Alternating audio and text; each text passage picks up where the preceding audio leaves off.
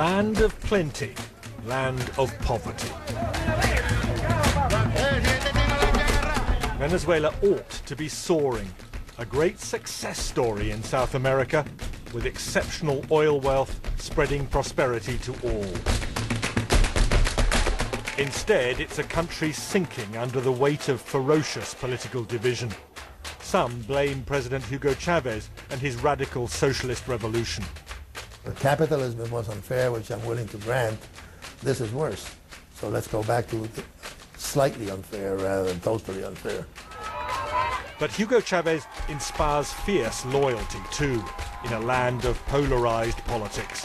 Ordinary Venezuelans who live in this neighborhood will defend the president.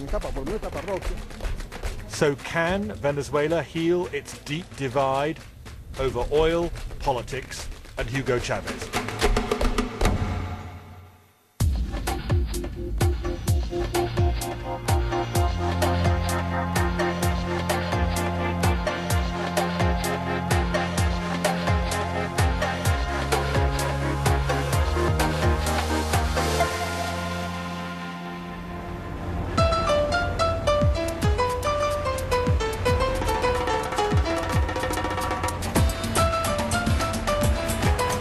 Oil pays for this, politics drives it, and Hugo Chavez takes the credit.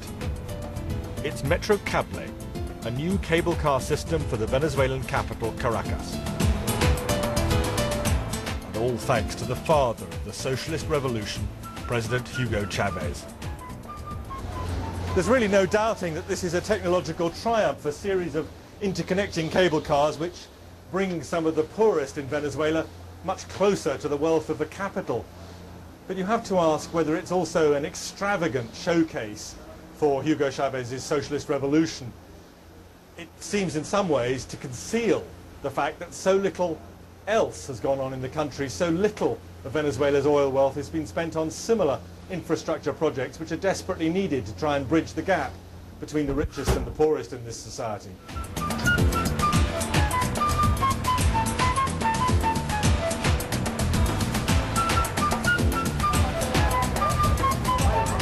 His government has just spent $250 million of Venezuela's oil wealth on this cable car system, linking precarious shanty towns to the high-rise heart of Caracas. And there's no doubting the gratitude of the president's most loyal supporters among the poor.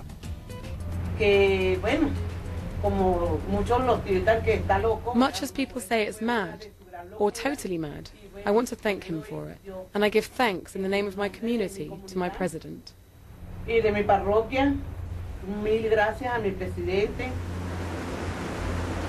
Travel on the cable car is free, and Maria is just one of those who feels like a winner under Hugo Chavez. But there are winners and losers. A lot of Venezuela's working class don't feel like winners from socialism. I've travelled just outside Caracas to a private housing development nationalised by President Chavez. It's part of an accelerating programme of enforced public ownership. I'm meeting Wally Garcia, who sees himself as a victim. He's showing me the small flat he's buying. He's so nervous about the uncertainties of nationalisation, the family are finishing the flat themselves, just to get in quickly. To make matters worse, nationalisation of another company means Wally's lost his job and is having to freelance now. What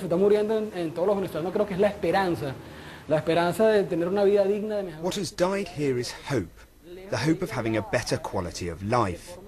As far as improving your life, there has been a decline in the number of people who are willing to invest, to take the initiative. It seems as if the government wants everybody to be equal, but not equal in improving their lives, but equal in getting poorer.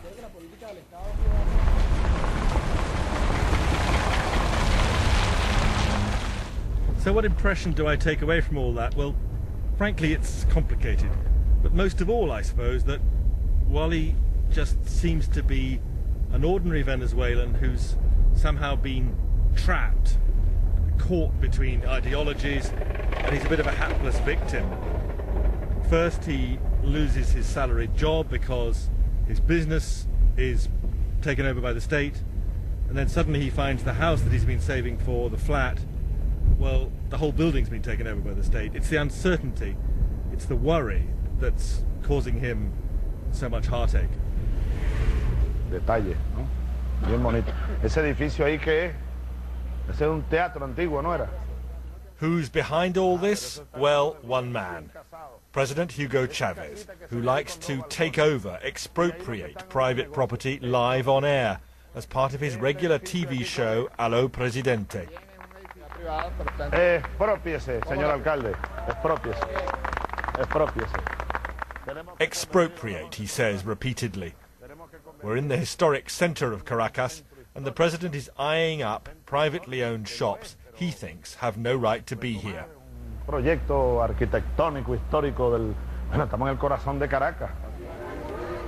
So the losers here were the staff at the expropriated jewelry store.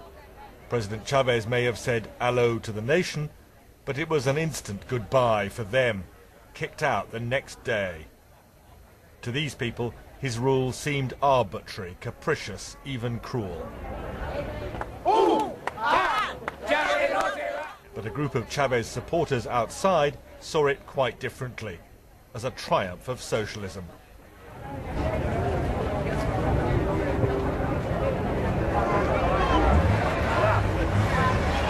And now this is the clothing store put in its place, and not just any clothing store. Alba sells heavily discounted clothes with government subsidies, so public expenditure is providing a very popular treat.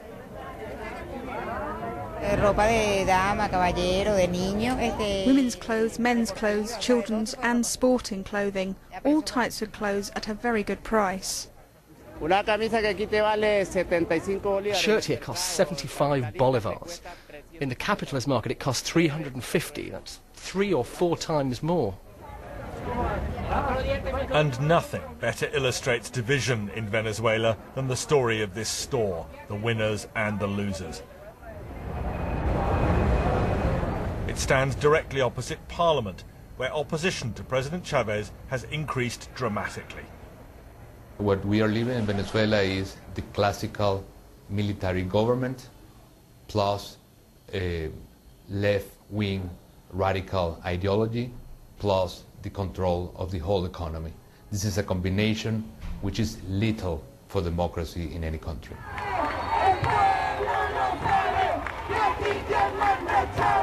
Lethal for democracy, that's the opposition charge against Hugo Chavez. So is that fair when you consider he's been elected president of Venezuela 3 times? But this is how Hugo Chavez originally burst onto the world stage. Chavez led a military coup back in 1992, trying and failing to grab power after decades of more or less corrupt rule in Venezuela. He was released after 2 years in jail, and the young army officer built his popularity by denouncing the rottenness he wanted to replace. With these corrupt people, you have to take everything they've stolen away from them and put them in prison, not under house arrest. Put them in a cell and turn them into a public disgrace. That's necessary for Venezuela's moral recovery. Finally elected president in 1998, sworn in most recently in 2006, Hugo Chavez has transformed Venezuela's politics and presidential dress. From the start, supporters were ecstatic as state control of key industries was increased, including oil. But many oil workers were dismayed, their bosses sacked, production falling. A general strike polarized opinion, and Venezuela was headed down a road of division. The president's very deliberate radicalism and his choice of friends made him enemies both at home in Venezuela and abroad. Reliance on Cuba's Fidel Castro appalled those on the right. Alliance with Iran's President Ahmadinejad inflamed Washington. and welcoming to Venezuela a substantial armada from Russia's navy confirmed his critics' fears. Using the UN stage to insult President George W. Bush divided the world. Yesterday, the devil came here. Right here. Even if President Chavez now is more conciliatory towards the Obama administration.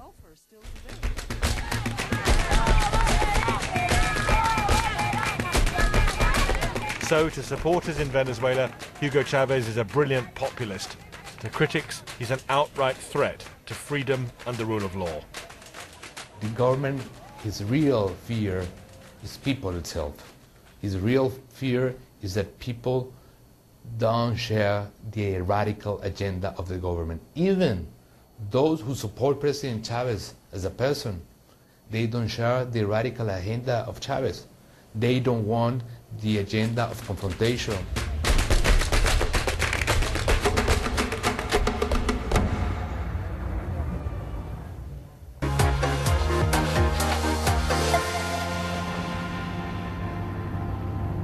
Think Venezuela, think oil, and think big.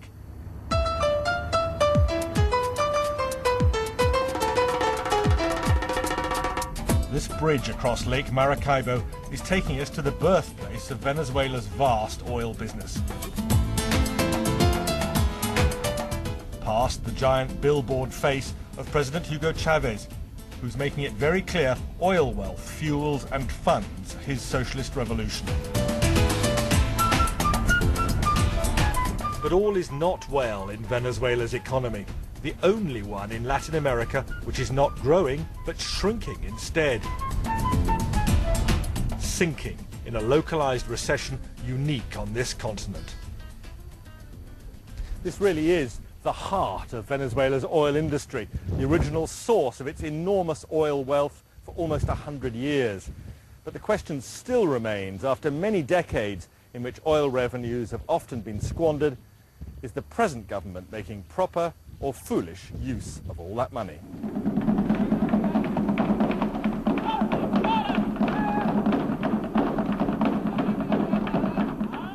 This is the part of the world in which the Spaniards who discovered it thought they'd find El Dorado, where the streets would be paved with gold.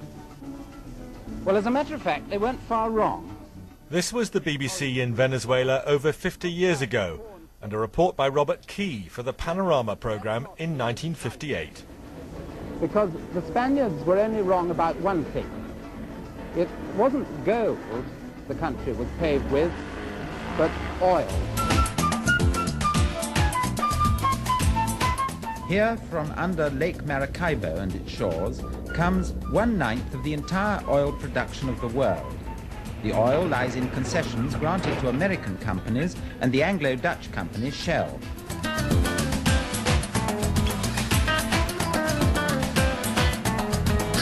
And Venezuela has always relied, arguably far too much, on oil revenue. Alberto Quiroz spent a career in the business, eventually heading Shell in Venezuela. It keeps on being more and more important because all other industries in the country are now, you know, in recession. So the country is more and more depending on oil for its survival. But the reason why the oil industry isn't doing too well is because all the income of the oil business is being diverted into social programs.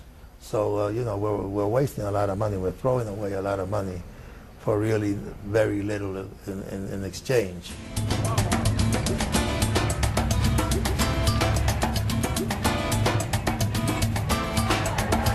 This is the sort of welfare project he's complaining about. In Maracaibo, Venezuela's second city, some of the country's many poor people are queuing to buy food at unrealistically low prices. This is an artificial socialist market created by President Chavez.